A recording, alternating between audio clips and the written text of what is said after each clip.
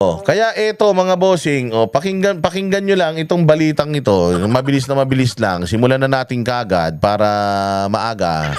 Yung 60 billion ng PhilHealth ibinalik. 60 billion ibinalik ha. Ito ganito po ito ha nangyari rito. Meron silang pera ng PhilHealth na 60 billion. Budget yan ng, savings yan ng PhilHealth. Anong ginawa nila? Kinuha nila, nilagay nila sa ibang bagay. Kasama yung tulay na budgetan na yung tulay, pero kinuhanan pa nila ng pera sa PhilHealth. Okay? So, kasama yun dyan sa 60 billion na yan. Pera to ng PhilHealth ha. Pera to ng, hindi ng gobyerno, hindi. Pera to ng mga contributor. Yung naguhulog sa PhilHealth buwan-buwan. Kayong mga empleyado, pera nyo to. Nilagay nila, kinuha nila, nilagay nila. Ngayon, anong ginawa ni Bongbong Marcos? Galing daw sa savings, galing daw sa mga ibinalik na pera from DPWH. Kinuha niya, inilagay niya rito. Gago ka ba? Pera din namin yun eh. Ganito bibigyan ko kayo ng sample. Yung PhilHealth may 60 billion, kinuha niya. Sample lang to Hindi totoo to. Kinuha niya, nilagay niya sa bulsa niya. Nilagay niya sa bulsa niya. Tapos nung sinabi ng Supreme Court, ibalik nyo. Hindi niya kinuha yung pera na nilagay niya sa bulsa niya, nilabas niya at ibinalik niya. Hindi ganun. Yung pera, kinuha niya, nilagay niya sa bulsa niya, tapos yung ipinampalit niya doon, saan galing? Doon din, sa may kaha. Sa may kaha din. Kumuha siya ng pera sa ibang lugar, inilagay niya dyan. Naibalik niya na. Utangin na niyan. Di kumita siya. Diba? Ulitin natin. Halimbawa, meron tayong tindahan. Ngayon, sa tindahan natin, may nagbayad ng 60 billion. Yung nagbayad, imbis ilagay mo dun sa kaha, ang ginawa niya, nilagay niya sa bulsa niya. Tapos, nung nag-refund yung nagbigay ng 60 billion sa kanya, kinuha niya yung 60 billion sa kaha. Ibinigay niya doon para mapalitan yung 60 billion nung nagbigay sa kanya. Sino nalugi? Nalugi tayo. Bakit? Kasi putangina, ibinalik niya yung pera na hindi naman galing sa PhilHealth. Kinuha niya sa ibang ahensya. Tapos yung kinuha niya sa PhilHealth, binulsa niya. Anong tawag doon? Di ginisa kayo sa sariling mantika tapos proud na proud kayo? Si Chel joke, no? Proud na proud. Kinuha sa savings. Paano ka magkakaroon ng savings? Deficit ka nga lugi ka nga, kaya ka nga nangungutang The reason why nangungutang ka, kasi nga wala kang pera kaya ka nangungutang. Paano ka magkakaroon ng savings panglagay dito? So likelihood na yung inutang nila, yun din ang pinangdagdag nila dito. Sino magbabayad nun? Taxpayers. Kinangina nyo. Ganyan kayo ginagawang tanga ni Bongbong, tapos ayaw nyo mag-resign?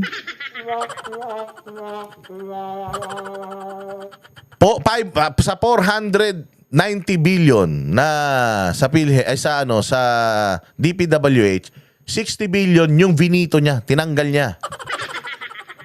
Malamang ito na yun. Di buo pa rin yung 490 billion. Na binito niya lang yung 60 billion para ilagay. Nasaan na yung perang kinuha nila sa PhilHealth na 60 billion na pinababalik ng Supreme Court? Yung pera na yun, kinuha din nila sa atin. Pakinggan nyo. Balik na ang 60 billion pesos na pondong binawi sa PhilHealth para mapalawak ang serbisyo nito. Ayun na, binalik na yung binawi. Para mapalawak daw ang serbisyo, ibinalik yung binawi. Dapat, halimbawa, ito yung kinuha mo. Ito din yung ibabalik mo. Okay? Kinuha mo to. Pag sinabing ibinalik, yung kinuha mo, Yun yung binalik mo. Oh. Ang problema, ang kinuha mo, ito. Tapos ang binalik mo, ito. Di ginawa kang gago. Sino ngayon na magbabayad nung ibinalik nila? Kanino yung binalik nila? Kinuhanan ka na nga, kinuhanan ka pa ulit para kang 2 beses ninakawan. Ipinagutos yan ni Pangulong Bongbong Marcos sa kanyang inspeksyon sa Fabella Hospital sa Maynila kaninang umaga. Kasabay niyan, tiniyak din ng Pangulo na naipatutupad ang iniutos niyang zero balance billing sa mga pampublikong ospital. Matatanda ang noong 1 taon, ipinabalik sa National Treasury ang excess fund ng PhilHealth.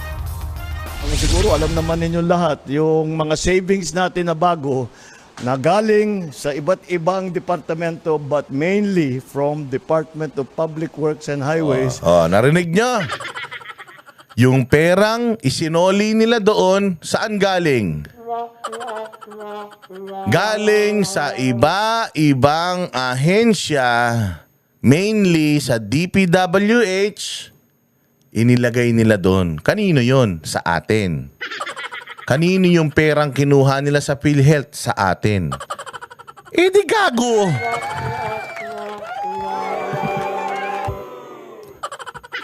Tarantado, di ba? Ganyan kay scammer ang putang ina. Anong sinabi? Anong sinabi? Ulitin natin anong sinabi. Yung 60 billion na yan, ibabalik na natin sa PhilHealth para palawan. Tuwa yung mga gago, gumaganon pa. Tanga.